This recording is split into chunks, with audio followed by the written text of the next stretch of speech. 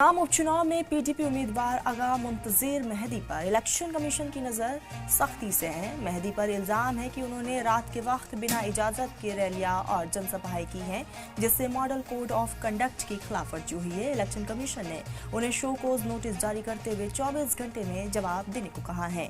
Commission के मुताबिक 1 और 3 नवंबर को हुई रात के वक्त इन सभाओं के वीडियो सोशल मीडिया पर वायरल हुए, जिन्हें खिलाफवर्जी का सबूत माना गया। वहीं मेहदी ने अपनी सफाई में कहा कि ये किसी सियासत प्रोग्राम का हिस्सा नहीं था, बल्कि मकामी लोगों ने नॉर्मल मुलाकात की थी।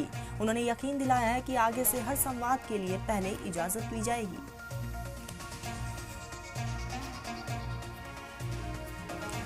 इसी बीच हमारे साथ फारूक वानी जुड़ चुके हैं। फारूक, पीडीपी के उम्मीदवार को जो नोटिस जारी किया गया था और ऐसे में अब उनकी तरफ से सफाईनामा भी सामने आ चुका है।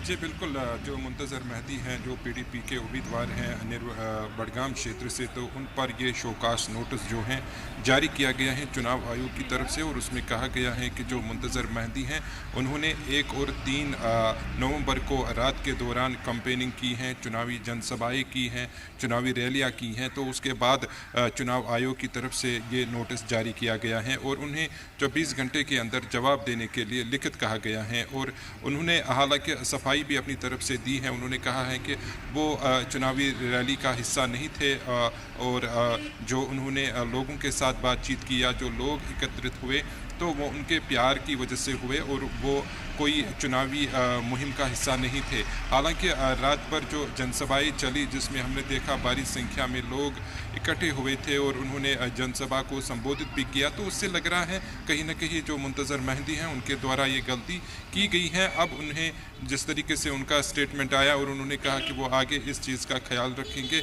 और जो मजिस्ट्रेट हैं तो उनकी तरफ से भी ये पुष्टि की गई है कि मुंतजर मेहदी ने मॉरल कोड ऑफ कंडक्ट की वायलेशन की है और रात के दौरान उन्होंने जनसभाएं की हैं, चुनावी प्रचार किया है। तो उसी के आधार को देखते हुए चुनाव आयोग ने शोकास नोटिस जारी किया है और अब खुद जो मुंतजर मेहदी हैं उन्होंने इस चीज़ को स्वीकार किया है और उन्होंने माना है कि उनसे ये चीज़ हुई है, जिसके लिए उन्होंने चुनाव आयोग से कहा है कि वो आइंदा इस चीज़ का ख्याल रखेंगे। और चुनावी प्रचार के क्या चुनाव आयोग की तरफ से क्या आने वाले समय में एक्शन लिया जा सकता है, या फिर जो सफाईनामा पेश किया गया है उससे संतुष्ट है इलेक्शन कमीशन?